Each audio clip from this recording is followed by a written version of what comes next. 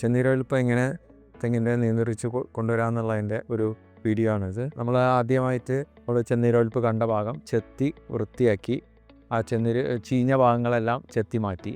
അതിനുശേഷം നമ്മൾ ബോഡോ മിശ്രിതം 10% വീതിയുള്ള ബോഡോ മിശ്രിതം ഉണ്ടാക്കി അത് നമ്മൾ ഈ ചെത്തിയ ഭാഗത്ത് നന്നായിട്ട് അടിച്ചു കൊടുക്കുക. ഇനി 1-2 ദിവസത്തിന് ശേഷം ഇവിടെ നമ്മൾ ഈ റബ്ബർ കോട്ടോ അല്ലെങ്കിൽ കോൾട്ടാറോ അടിച്ച് ഒരു കവറിങ് മാതിരി അടിച്ചു കൊടുക്കുക.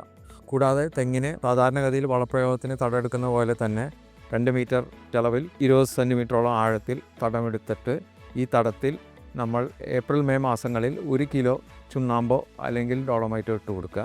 അതിനുശേഷം നമുക്ക് 2 ആഴ്ചയ്ക്ക് ശേഷം ഇതിന് കടക്കെ നമുക്ക് വീര്യത്തിലുള്ള ഹെക്സാകോണാസോൾ എന്ന കുമിൾനാശിനി അത് മാർക്കറ്റിൽ നമുക്ക് കോണ്ടാഫ് പ്ലസ് എന്ന രൂപത്തിലെല്ലാം കിട്ടാനുണ്ട്.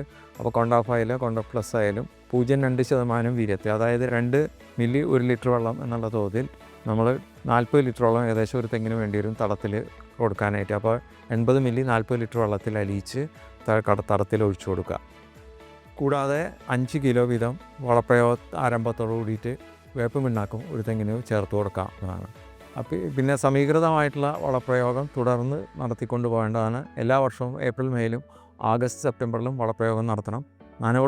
നനയ്ക്കുന്ന തോട്ടാണെങ്കിൽ 4 പ്രാവശ്യമായിട്ട് വളപ്രയോഗം നടത്താം. ശുപാർശ അനുസരിച്ചുള്ള സമീകൃതമായിട്ടുള്ള വളപ്രയോഗം വളരെ അത്യാവശ്യമാണ്, പ്രത്യേകിച്ചും ഇതുപോലെ ചെന്നീരൊലിപ്പ് ബാധിച്ച തോട്ടങ്ങളിൽ.